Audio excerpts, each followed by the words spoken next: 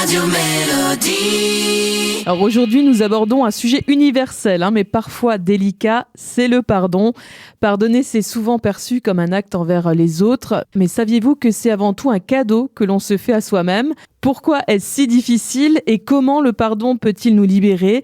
Restez avec nous, on va en parler ensemble avec Manuela Rossel. Bonjour Manuela.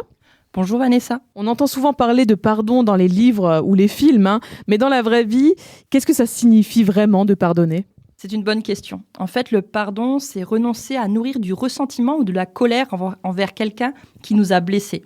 Mais attention, pardonner, ça ne veut pas dire oublier ou excuser le mal qui a été fait. C'est choisir de ne plus laisser cette blessure nous contrôler ou nous empoisonner en fait. Donc si je comprends bien, ce n'est pas forcément pour l'autre qu'on pardonne, mais surtout pour soi.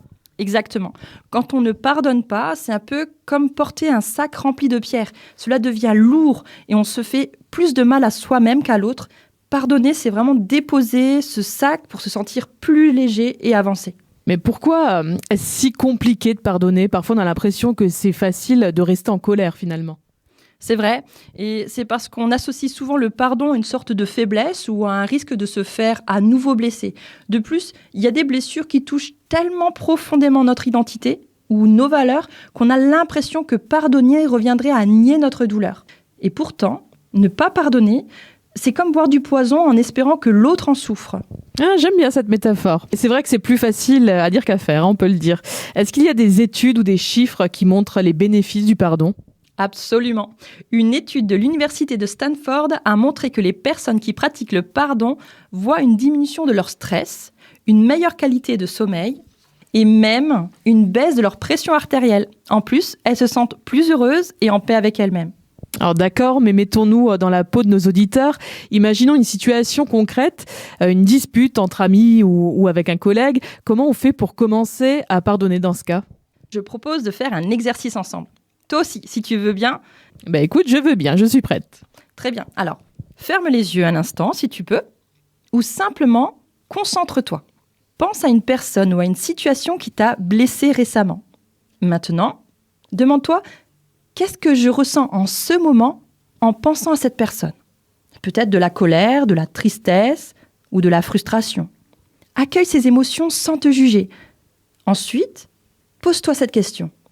Est-ce que je suis prête à poser ce fardeau, ne serait-ce qu'un tout petit peu ? Pardonner, c'est un processus. Pas besoin de tout lâcher d'un coup. Je me rends compte qu'on garde souvent ses émotions sans même s'en rendre compte. C'est vrai. Et prendre conscience de ce qu'on ressent est déjà un premier pas vers le pardon. Est-ce que tu as une méthode ou un outil que nos auditeurs peuvent utiliser pour avancer sur le chemin du pardon ? Oui, bien sûr. Je recommande une pratique simple mais transformative qu'on appelle la lettre de pardon. Voici comment ça marche. Donc, tu prends une feuille et un stylo et tu écris dessus à la personne. Tu prends une feuille et un stylo et écrivez maintenant une lettre à la personne que vous avez blessée. Et dites tout ce que vous ressentez sans filtre. Vous écrivez votre colère, votre tristesse, vos frustrations, tout ce que vous avez besoin de libérer. Une fois que vous avez tout exprimé, terminez par « Je choisis de me libérer de ce poids. Je ne le fais pas pour toi, mais pour moi. » Et voici la clé. Vous n'avez pas besoin d'envoyer cette lettre. L'idée, c'est de vous libérer de vos propres émotions. C'est un acte très personnel, mais tellement libérateur. Exactement. Pardonner ne signifie pas toujours renouer le lien avec l'autre. Parfois, c'est simplement se libérer soi-même pour avancer. Merci beaucoup Manuela pour cet éclairage sur le pardon. J'ai appris qu'au final, c'est un geste d'amour envers soi-même. Tout à fait. Rappelez-vous, pardonner, c'est reprendre le pouvoir sur sa vie. Alors, quelle petite action pourriez-vous faire dès aujourd'hui pour vous alléger ? Essayez l'exercice ou écrivez cette lettre et voyez la différence. Merci beaucoup Manuela Rossel. Je rappelle que tu es sophrologue, hypnothérapeute et auteure conférencière. Et ta conférence en mode One Woman Show qui s'appelle Glow Up, quand la vie te secoue, c'est pour mieux te faire briller. Ça se passera au Casino des Faïenceries le 11 avril, mais aussi à Strasbourg, Metz, Colmar ou encore à Nancy. Et vous pouvez déjà acheter vos places. Tout à fait. Merci beaucoup.